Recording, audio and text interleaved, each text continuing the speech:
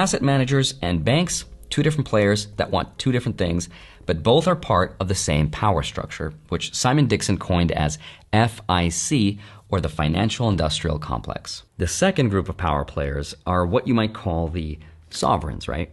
And these are the leaders of Tier 1 nations. Tier 1 meaning those with access to nuclear weapons.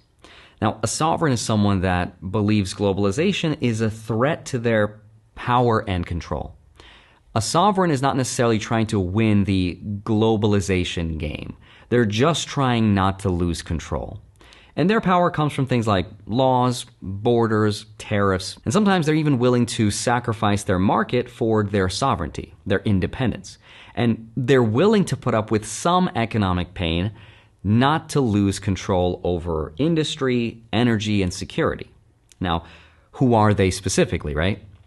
Well, that might be someone like Vladimir Putin, right? A guy who doesn't want to privatize his nation's resources.